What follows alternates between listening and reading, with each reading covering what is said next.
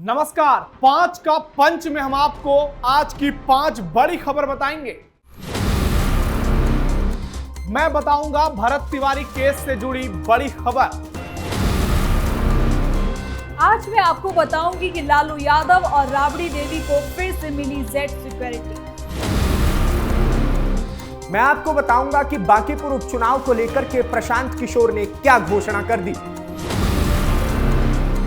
राहुल गांधी 15 जुलाई को पटना के मुसल्ला कोरहाट क्यों जा रहे हैं, मैं आपको बताऊंगी। और आखिरी खबर में मैं आपको बताऊंगी कि नीतीश कुमार के लिए भारत रत्न की मांग उठी है।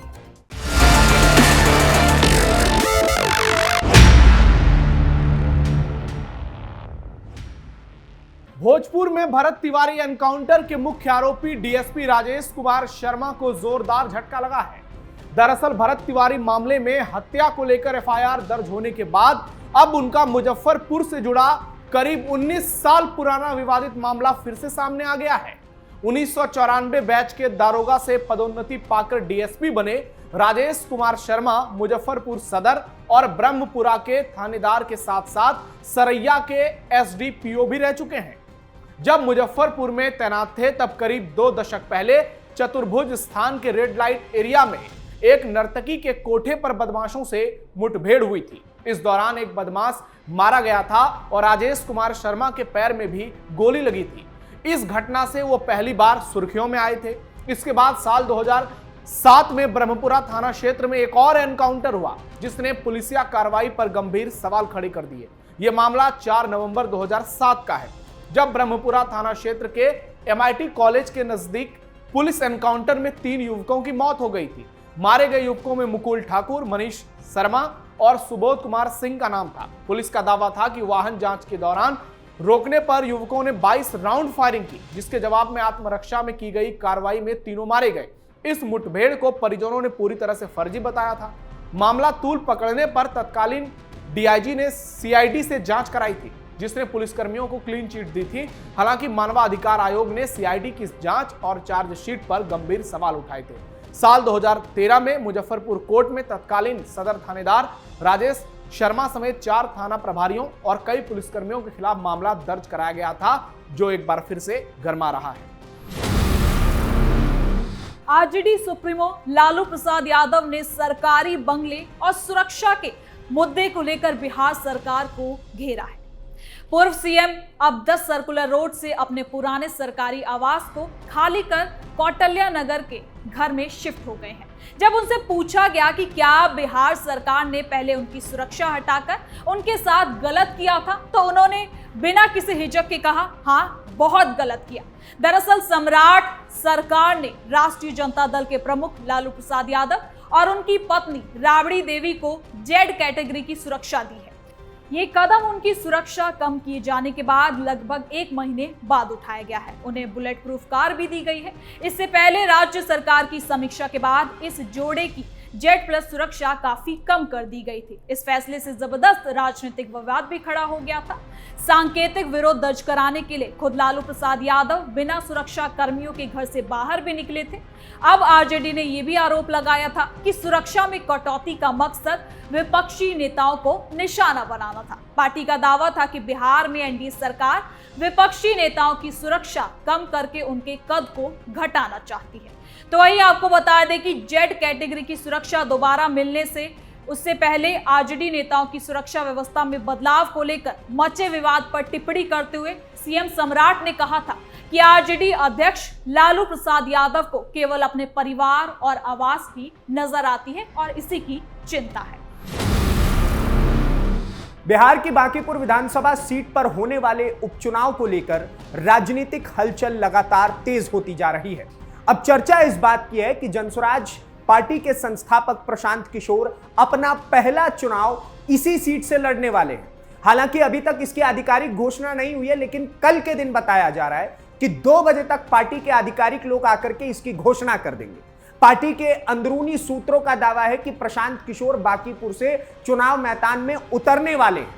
जनसुराज पार्टी की कोर कमेटी की बैठक 5 जुलाई को होनी है, जिसके बाद उम्मीदवार के नाम का औपचारिक ऐलान किया जाएगा।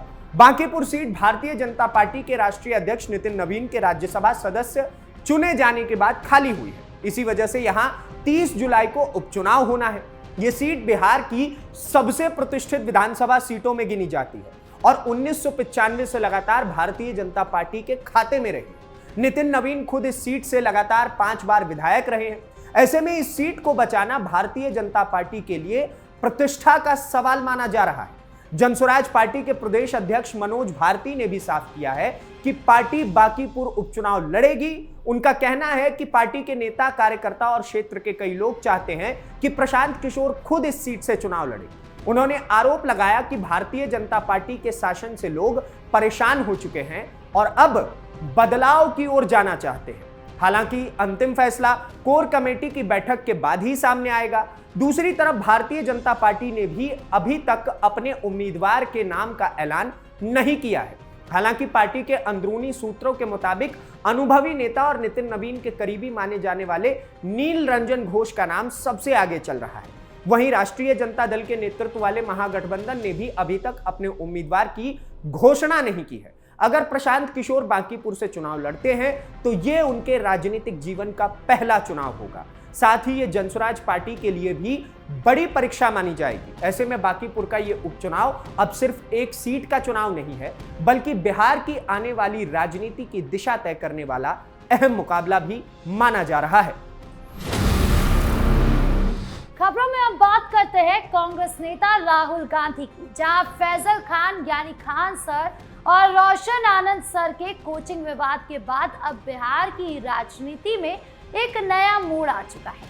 लोकसभा में नेता प्रतिपक्ष राहुल गांधी आगामी 15 जुलाई को पटना के सबसे बड़े एजुकेशन हब मुसल्लहपुर हाट का दौरा करने वाले हैं, जहां वो एक बड़ी पदयात्रा करेंगे। आपको बता दें कि राहुल गांधी पहले 11 जुलाई को ही यहां आने वाले थे, लेकिन अब उनके कार्यक्रम में थोड़ा बदलाव हुआ है और वो 15 जुलाई को पटना पहुंच रहे हैं। इस दौरे का असली मकसद कोचिंग विवाद से प्रभावित इस पूरे इलाके में जाकर सीधे छात्रों और युवाओं से संवाद करना है। मुसल्लहपुर हाट वही जगह है जो पिछले कुछ दिनों से देश के सबसे बड़े कोचिंग संचालकों के आपसी विवाद और वहां हुई कथित फायरिंग की घटनाओं की वजह से जबरदस्त सुर्खियों में बनी हुई है। इस संवेदनशील माहौल के बीच राहुल गांधी का वहां जाना राजनीतिक रूप से बेहद अहम माना जा रहा है। इस कार्यक्रम के जरिए राहुल गांधी परीक्षा की तैयारी कर रहे लाखों छात्रों, युवाओं और शिक्षा से जुड़े संगठनों को एकजुट करने की कोशिश में है। उनका मुख्य फोकस पेपर लीक और सरकारी भर्तियों में होने वाली देरी जैसे बड़े मुद्दे पर केंद्र और बिहार सरकार को घेरने का है। खान सर का कैंपस और ज्ञान बिंदु जीएस एकेडमी जैसी कोचिंग में हर रोज हजारों की संख्या में छात्र आते हैं, लेकिन हालिया विवाद और सुरक्षा के डर से वहां का माहौल थोड़ा तनावपूर्ण हो गया है। अब विपक्ष इस पूरे मुद्दे को युवाओं की आवाज बनाकर भुनाने की तैयारी में है। हालांकि सत्ता पक्ष के नेता इस दौरे के विरोध में राजनीति से प्रेरित बता रहे हैं, लेकिन कांग्रेस कार्यकर्ताओं का कहना है कि राहुल गांधी हमेशा से छात्रों के अधिकारों की बात करते रहे हैं और यहाँ भी वो यही करने के लिए आ रहे हैं, केवल युवाओं की बुनियादी समस्याओं को समझने आ रहे हैं। अब देखना ये होगा कि इस गरमाए हुए माहौल में राहुल गांधी का ये कदम और छात्रों से उनका ये संवाद आगे क्या राजनीतिक रुख अख्तियार करता है, क्योंकि हर कोई इस दौरे के असर को करीब से देखना चाहता है। पटना में पूर्व मुख्यमंत्री नीतीश कुमार के 20 सालों के शासनकाल को ऐतिहासिक बताते हुए बड़े बड़े पोस्टर लगाए गए हैं। इस पोस्टर में उन्हें देश के सर्वोच्च नागरिक सम्मान भारत रत्न से सम्मानित करने की मांग उठाई गई है। पोस्टर में लिखा है कि नीतीश सेवक मांग रहा है अब भारत रत्न सम्मान।